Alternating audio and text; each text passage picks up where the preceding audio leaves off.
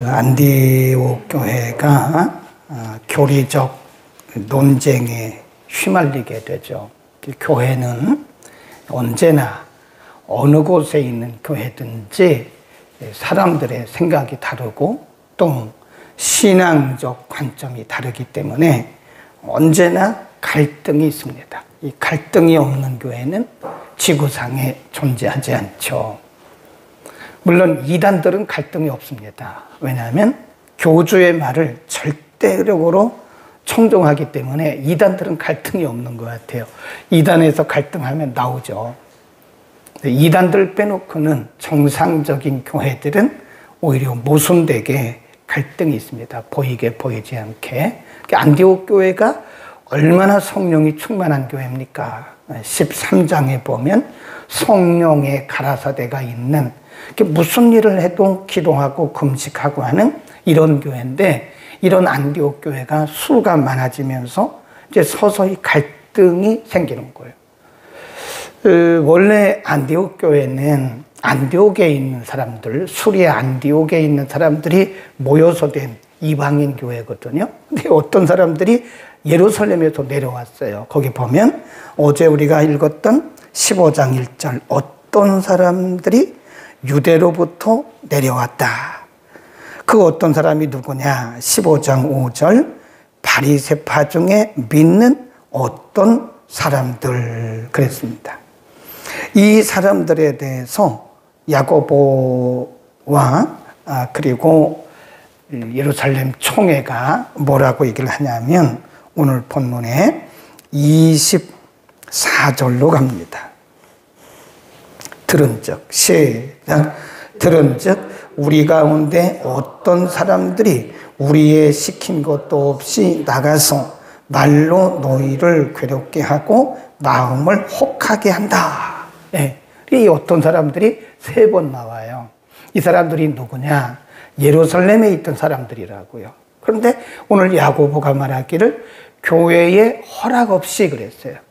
우리의 시킨 것도 아닌데 이 사람들이 저 위에 수리아 안디옥까지 가서 그 이방인 성도들에게 말하기를, 여러분 뭐 예수 믿는다고 구원받는 건 아닙니다. 여러분도 할례를 받아야 됩니다. 시킨 것도 아닌데 가가지고 이렇게 얘기한다는 거예요. 그래서 항상 교회는 이런 교리적 논쟁이 있다. 이 어떤 사람들이 가서 안디옥 교회 성도들이 대부분 이방인들인데 당신들 구원받으려면 할례 받아라, 그런 거죠. 그래서 이 문제가 불거진 것을 알고 예루살렘 총회가 모인 거예요. 예루살렘 회의라고도 얘기하고 조금 전문적인 용어로는 예루살렘 총회가 이 문제를 어떻게 할 것이냐. 그래서 베드로가 예루살렘 총회에 모였을 때 이렇게 얘기를 하죠. 쭉 내려가다가 7절, 15장 7절, 많은 변론이 있은 후에, 총회를 얘기한 겁니다. 예루살렘 총회에 많은 변론이 있은 후에 베드로가 일어나 말하되, 형제들아 너희도 알거니와 하나님이 이방인들도 내 입에서 복음의 말씀을 들어 믿게 하시려고 오래전부터 너희 가운데서 나를 택하시고 또 마음을 아시는 하나님이 우리와 같이 저희는 이방인이거든요. 저희에게도 성령을 주셨다. 이 지금 베드로의 이런 선언은 베드로의 경험이라고 그랬죠. 원래 베드로도 혈통이 유대인입니다. 그런데 우리가 이미 공부했듯이 사도행전 10장에 보면 요바에 있을 때 비몽사몽간에 하나님께서 환상을 통해서 베드로에게 가라고, 이방인 고넬료의 가정으로 가라고, 가서 복음을 전했더니 고넬료의 가정이 다 예수님을 영접하고 구원, 그 얘기를 하는 거예요 지금. 그 얘기를 듣더니 12절 보세요. 온 무리가 가만히 있어 바나바와 바울이 하나님이 자기들로 말미암아 이방인 중에서 행하신 표적과 기사 공하는 것을 듣고 또 베드로의 고백도 듣고 13절 읽습니다. 시작. 말을 마침에 야고보가 대답하여 가로되 형제들아 내 말을 들으라. 이 야고보는 예수님의 형제입니다. 써놓으세요. 예수님의 형제 야고보. 자, 12장 잠깐 가면 처음으로 기독교 역사상 처음으로 순교한 사람은 요한의 형제라고 밝히고 있어요. 서로 동명이인이기 때문에 12장 2절로 갑니다. 요한의 형제 야고보 그러잖아요. 요한의 형제 야고보. 여기는 예수님의 제자 야고보를 얘기하는 겁니다. 그리고 15장으로 다시 갑니다. 15장 예수님의 형제들은요, 예수님이 공생애 동안에 예수님을 잘 안 믿었다 그래요. 안 믿었다고. 예수님이 부활하고 승천하신 후에 아, 이게 내 형제가 아니구나. 우리 형제가 아니구나. 메시아였구나. 그래서 돌이켜서 그때 이제 예수님을 온전히 믿게 되고 여기 나오는 이 야고보는 예루살렘의 감독이었다. 예루살렘 교회의 감독이었다. 이렇게 써놓으세요. 역사적으로 보면 예루살렘 교회의 감독이었다. 그리고 나중에 야고보서를 기록을 하죠. 그가 이렇게 말합니다. 19절. 그러므로 내 의견에는 이 야고보가 예루살렘 교회의 감독이니까 대표성을 가진 거죠. 대표성을 가지고 말을 합니다. 그러므로 내 의견에는 이방인 중에서 하나님께로 돌아오는 자를 괴롭게 하지 말고 다만 우상의 더러운 것과 음행과 목매어 죽인 것과 피를 멀리하라고 편지하는 것이 가니 이는 예로부터 각성에서 모세를 전하는 자가 있어 안식일마다 회당에서 그 글을 읽음이니라.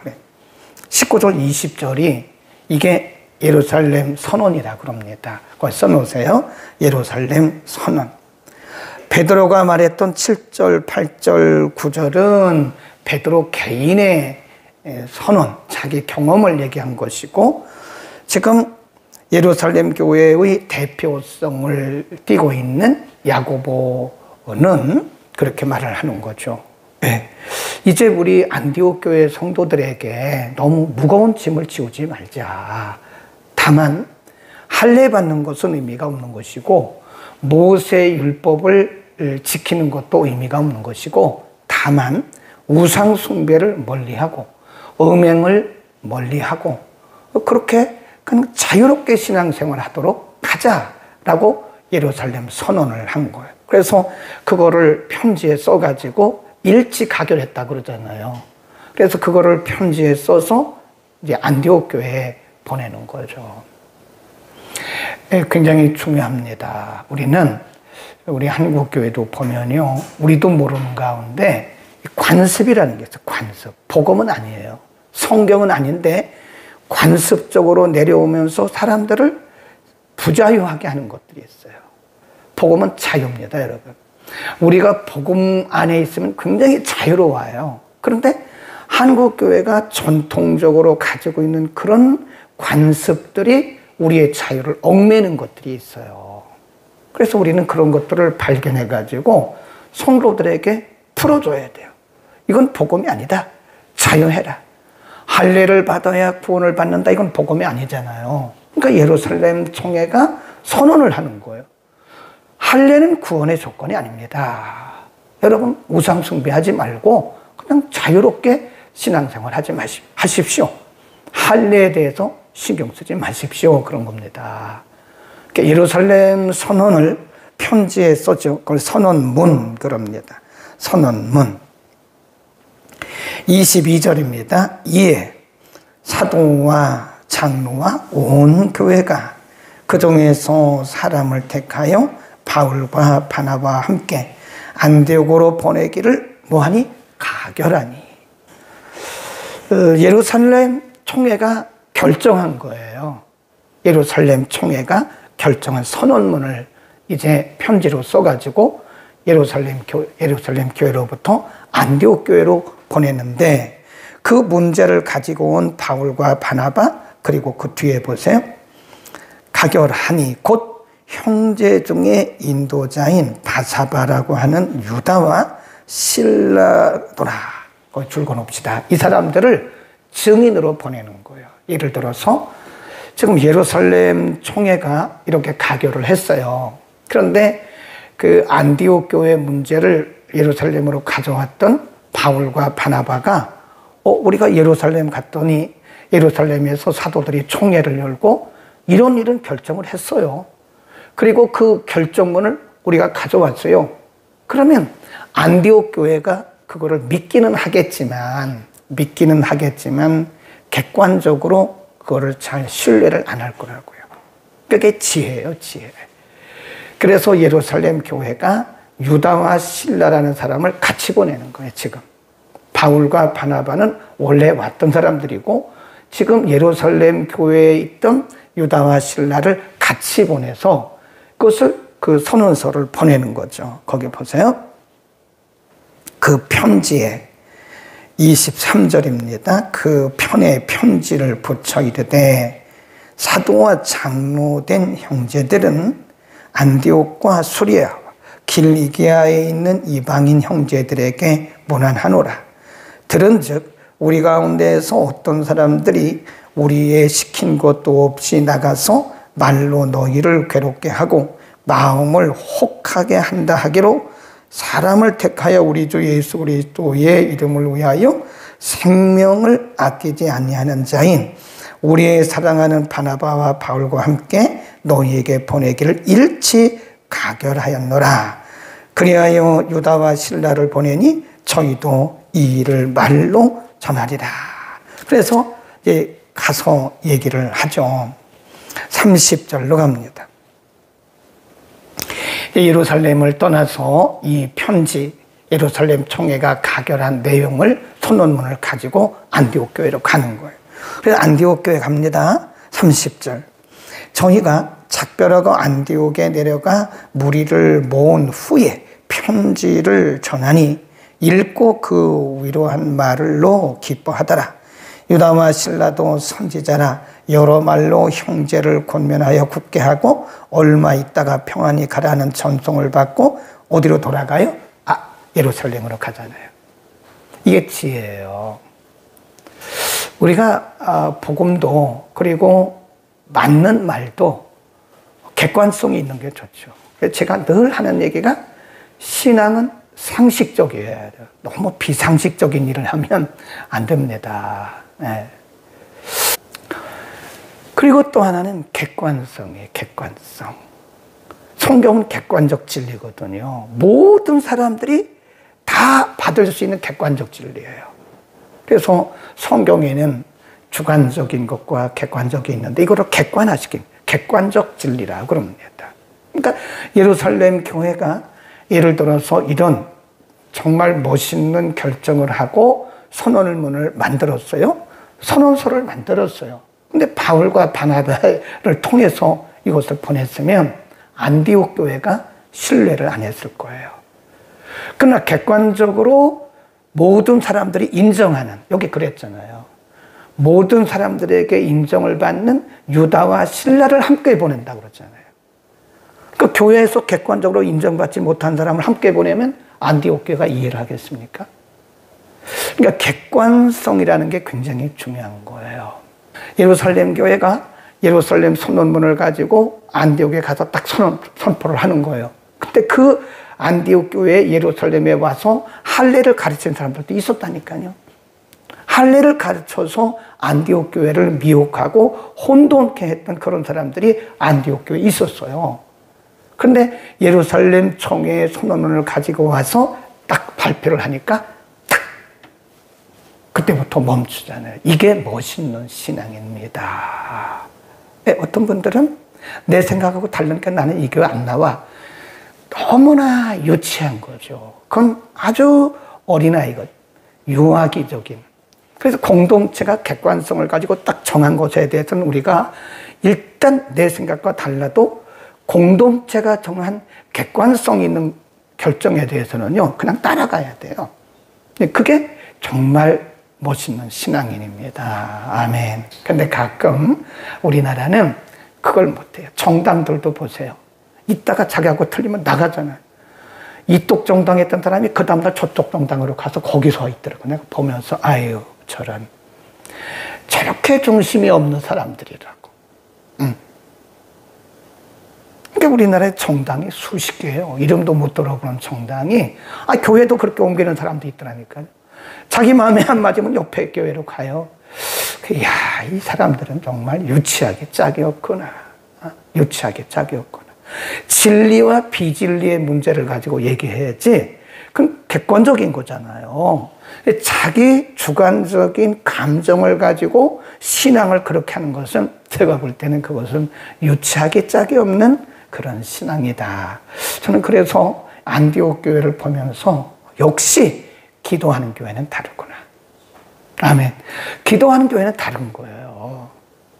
그 중에 안디옥 교회 몇 명이 와서 할례를 조장하고 이랬지만 이제 예루살렘 총회가 공개적으로 그리고 객관적으로 선언한 예루살렘 교회의 선언문을, 총회의 선언문을 딱 낭독하니까요. 잡음이 싹 사라지잖아요. 이게 멋있는 신앙인입니다. 아멘. 그리고 그 밑으로 갑니다. 다시 이제 예루살렘으로 갔어요. 33절. 얼마 있다가 평안히 가라는 전송, 안디옥 교회의 전송을 형제들에게 받고 자기를 보내던 사람들, 예루살렘이죠. 예루살렘 교회로 돌아가되. 34. 뭐죠? 없음. 이거 읽으면 안 돼요. 그럼 없는데 왜 없음이라고 썼냐? 이거는 우리가 이제 흔히 말하는 사본의 문제예요. 사본. 지구상의 원본은 없어요. 성경의 원본은 없습니다. 사본이에요. 사본. 이 땅에 있는 모든 성경들은 다 사본이에요. 사본을 번역한 겁니다. 그래서 어떤 사본에는 없다 그 얘기입니다. 이게 어떤 사본에는 없던 얘기예요. 이해하시겠죠? 없는데 왜 썼냐 그렇게 생각하지 말고 사본에 없다 그런 얘기입니다.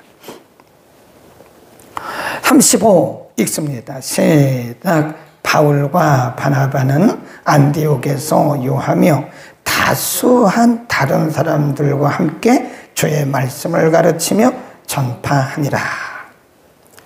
그리고 내일 본문에 보면 두 번째 2차 전도여행이 시작이 돼요. 거기서부터 대판 싸웁니다. 내일 본문을 기대하세요. 바울과 바나바가 대판 싸워요. 두 번째 선교 여행을 떠나기 전에 누구를 데리고 갈 것이냐, 사람을 선택하는 과정에서 바울과 바나바가 대판 싸우는 장면을 내일 보게 되는데, 그 전까지 두 번째 선교 여행을 출발하기 전에 35절의 내용이 그겁니다. 안디옥에서 여러 날을 있으면서 많은 다수한 사람들을 말씀으로 가르쳤다. 그러니까 바울과 바나바는 복음 전하는 게 생명이니까 때를 얻든지 못 얻든지 복음 전하는 거예요. 시간만 나면 복음 전하는 거예요. 우리 좀 쉬겠습니다. 그게 아니라니까요. 원래 복음 전도자들에게는 잠깐 쉬는 거 있지만 사역 자체를 쉬는 건 없어요. 그러니까 바울과 바나바가 잠깐 쉬고 육체적인 힘을 축적하는 거 외에는, 충전하는 거 외에는 계속 또 시간을 내서 복음 전하고 또 복음 전하고 시간을 쪼개서 쉬고 또 복음 전하고, 그러니까 사역 자체를 쉰 건 아니다. 기도하겠습니다. 교회의 공개적인 객관적인 규정 그리고 결정이 얼마나 중요한 것인가를 우리가 잠시 상고했습니다. 거룩하신 아버지, 안디옥 교회를 미혹하고 안디옥 교회를 혼란케 했던, 예루살렘에서 내려갔던 어떤 사람들의 영향으로 안디옥 교회가 많은 흔들림이 있었지만, 예루살렘 교회가 베드로의 선언과 야고보의 결정으로 인해서 이제 예루살렘 총회의 결정문을 보고 듣고 그 결정문을 따르는 안디옥 교회의 멋있는 모습과 그리고 안정된 모습을 우리가 상고했습니다. 우리의 신앙생활이 언제나 주관적인 것도 있지만 객관성이 있게 하시고 또 비상식적인 것들도 있지만 언제나 상식선에서 우리가 하나님을 섬기고 말씀도 잘 이해하도록 은혜를 더하여 주옵소서. 우리가 때로는 교회의 결정이 우리 개인적인 생각과 많이 다를지라도 공동체의 공개적 결정을 전적으로 따르는 멋진 믿음도 우리에게 허락하여 주옵소서. 오늘도 주의 말씀 따라 복음 전하는 전도인의 삶을 살게 하옵소서. 예수 그리스도의 이름으로 기도드립니다. 아멘.